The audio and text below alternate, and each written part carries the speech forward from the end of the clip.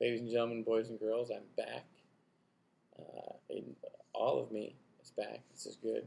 And I'm going to tell you about the time I went to a magic convention. Ooh, yeah. At magic conventions, yes, they exist. People actually go to them. It's, believe it or not, it's a lot of fun. It's a gathering of professionals where they talk about their art, their craft. They talk about how to make a card trick better, how to fool one person more badly than another. Um, just tips on getting shows, stuff like that. So it's, one magician helping another, saying, if you hold your finger here as opposed to here, it'll make it different, whatever. But when you get that many guys together, inevitably there will be a competition of some sort. And with a bunch of playing cards, we have all kinds of competitions we can have. You can have a competition where you throw cards, who can throw them the fastest, the straightest, most accurate, through a piece of fruit, who can draw blood, all kinds of stuff. So there's that. There's flourishes where you can do all kinds of cuts. I didn't win the flourishing one. All kinds of crazy packet cuts where you use your mouth and other stuff.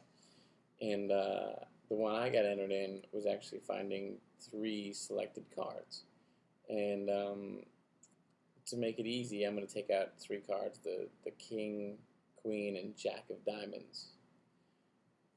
Just for you. We didn't have those cards then. We actually had people select cards, but that's going to be easy to remember.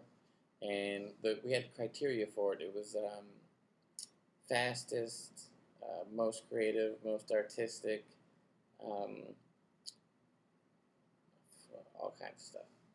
I don't remember. When you lose a competition, you forget the details. Ironic enough. That's weird how that works. So we had a 4th guy, Larry Jennings. So it was me, Juan Tamariz, Di Vernon in this competition.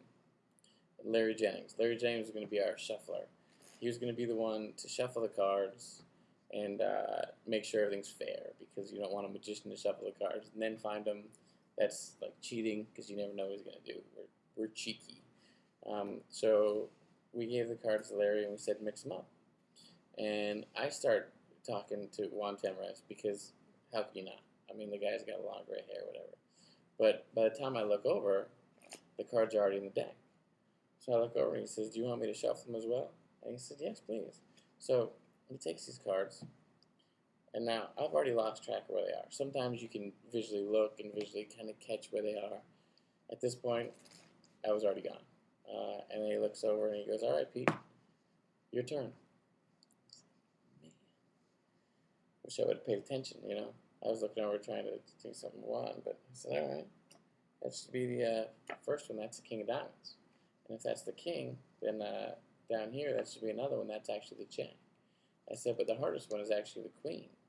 Because the Queen, if you give her a cut and then spread them out, the Queen actually ends up face up in the middle." I said, "Oh, all right, pretty good." And the judges go and they write their score and they put it down. And I pushed the deck to Larry, and I said, "All right, Larry, mix them up. It's Juan's turn." And Larry takes the deck, and he goes, if you've ever seen Juan Tamariz, the guy is off the wall crazy. He's got a big hat. He's got long gray hair. He normally wears jeans. Looks like he came off the street, but is one of the most entertaining guys you'll ever see. Non-stop, 100% energy, excitement. He's yelling. Stuff gets thrown. Goats come in, all kinds of stuff. It's ridiculous. So Larry shuffles up the cards for him.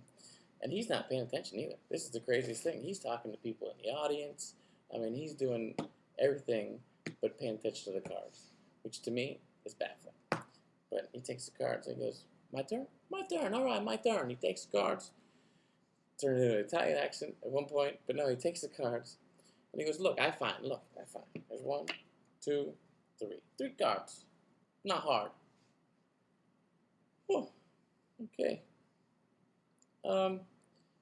So I knew the best I could take at that point was second.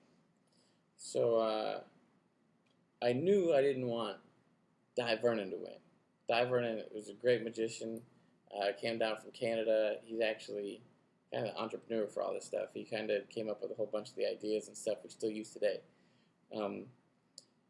And so, I gave my little signal to Larry Jennings, and he knew what it meant.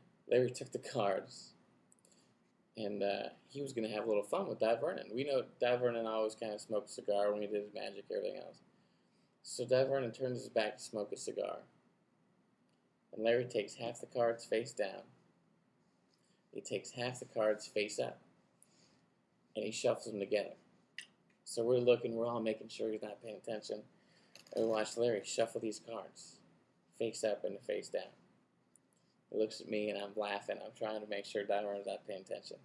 And face up and face down. Di turns around, and that's when Larry cut the cards.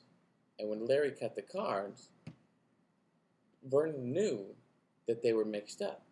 So we're thinking, we got him. This is perfect. I'm real excited. I'm laughing in the back, thinking, well, at least I didn't get last. This is great. And Vernon takes the cards and moves the cigar over his other hand.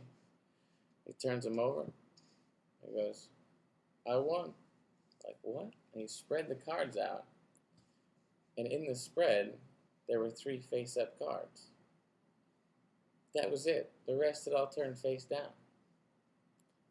So I got last, and Juan got second, and, Di Vernon won, as usual. I mean, you can't beat the guy.